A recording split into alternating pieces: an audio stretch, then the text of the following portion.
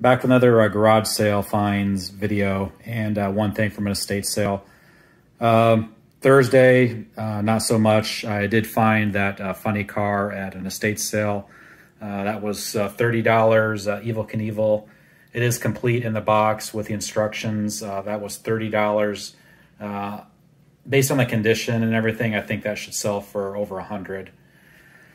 But Thursday night, I ended up getting a text from a woman that I made contact with her like 3 or 4 months ago. I was at her garage sale and I told her what I was looking for. And she told me that her father was actually a jeweler and owned a jewelry store, and they also did watch repair. She did say that they sold almost all the inventory, all the watches and everything else. But she did have some stuff at the house that it was like parts, pieces, and I told her I was interested in it. And then, like I said, that was 3 or 4 months ago, and she finally contacted me last night, and I went to her house first thing this morning. She had this box full of stuff, and I basically just saw this on top and asked her what she wanted, and she said, how about $100? So based just on the quantity, I didn't even look at it. I said, sure, I'll give you $100 for it. So end up picking up that. I'll get into that a little bit later. I also look for vintage toys. These are Mask from Kenner, 1980s. You always want to go through the plastic toys because these were actually mixed in with a bunch of toys from just a couple years ago. And so these were actually mixed in with those. Believe it or not, that's probably $100 right there. And I think it was $1 for both of them. Got some Stereograph cards. These are pretty interesting. Yes, they were all $1 plus the viewer. So the big thing with these is what's on them.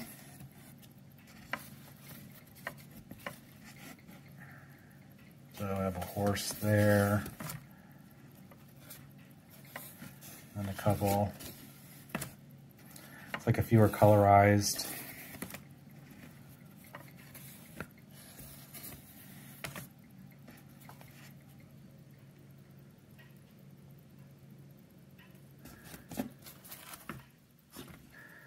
So like I said, a big thing with these is the subject matter. But for $1, great pickup there. I have an Adlake Caro lantern. That was $15.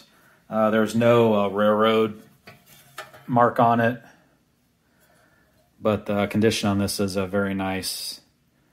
I'm guessing that's probably at least a $60 lantern there.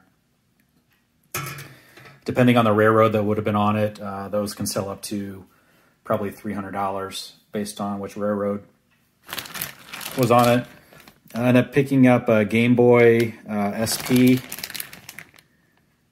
No games with it. And this was $15. But you also want to pay attention just to the manuals, like have a Pokemon Ruby version manual.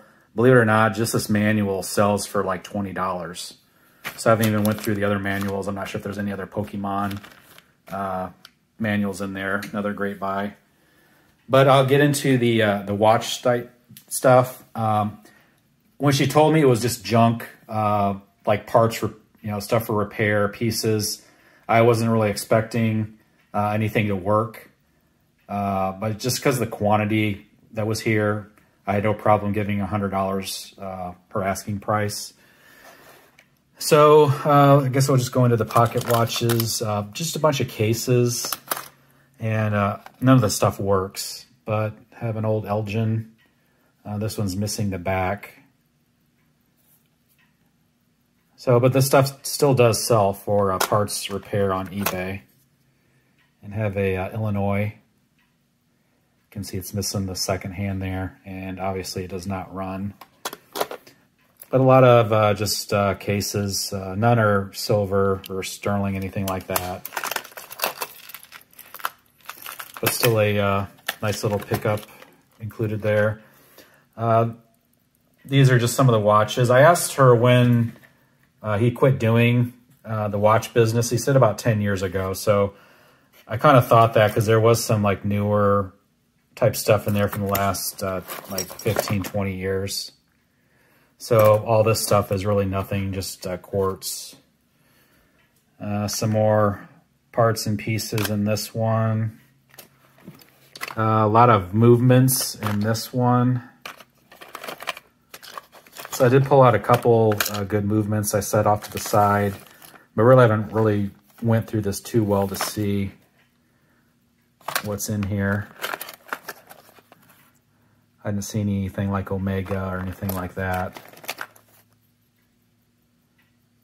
So Inocar, that's a decent brand.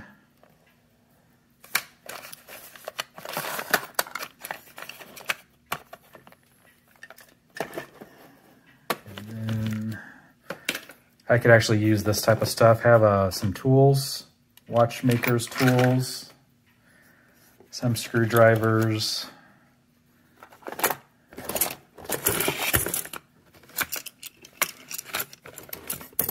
just a lot of miscellaneous parts, some hand pullers, stuff like that. I think it's in there.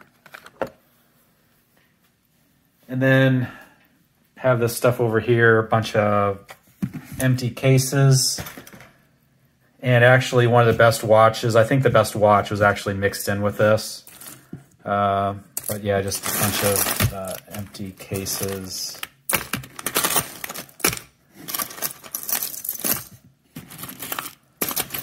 I think there was a dive watch case in here. There's some Seiko cases.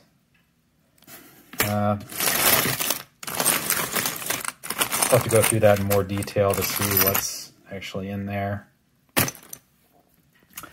Now I'll get to the watches themselves.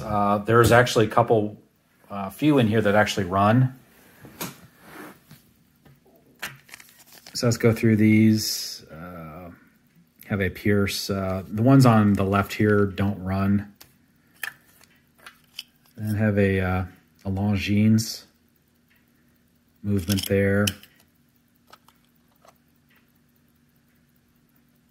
So I'm going to get disturbed here, so I'm going to go ahead and put you on pause, and then I'll get back with you in a second. So I have the Longines movement, another good one. Unfortunately, it's missing the case, is this Benris Jump Hour, and it actually is running. So nice find there. And then the stuff up here does not work, does not run, but I pulled it out because it is the mechanical stuff. So this one is running, but the crown pulls straight out.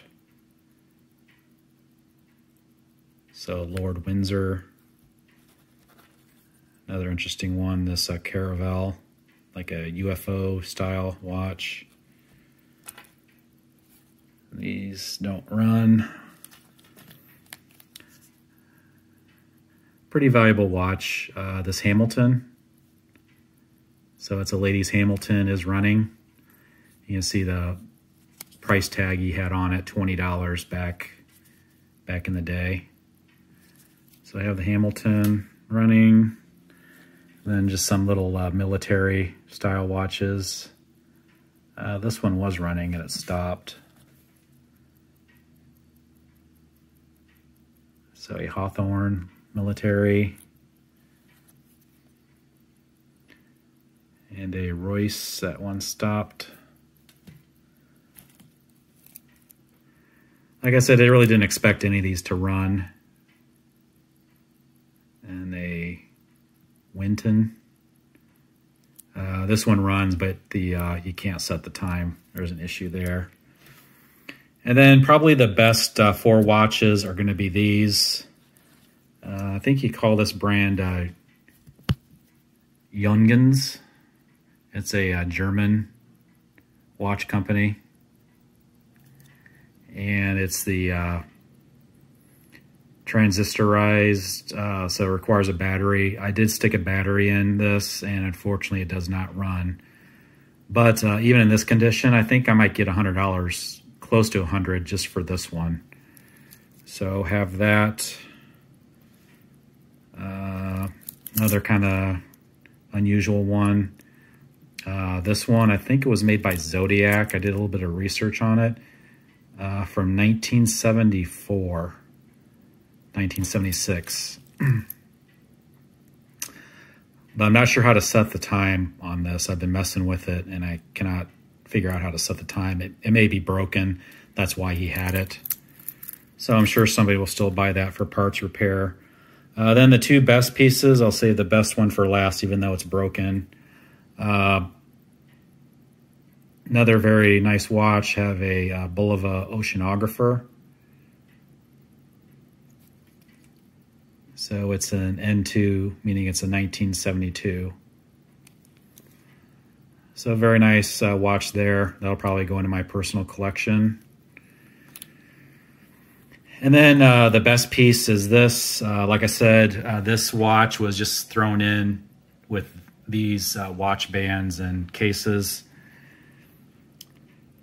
And then have the presidential watch. This watch was given to presidents. Every president, I think, has been given one of these, a Vulcan cricket, but it's missing the crown, and there's an issue with the pusher, and the back case does not want to stay on.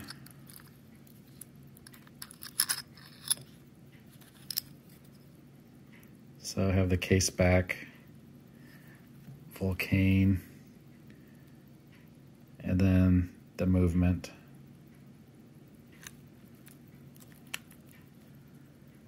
So by far the most expensive watch in the group, if it actually did work, and I think it's still the most valuable watch, even non-running. Should sell for well more than the Oceanographer if I chose to sell that one. But yeah, Vulcan cricket. So guys, I want to thank you guys for watching, all that you who have subscribed, and I'll see you next time. Take care.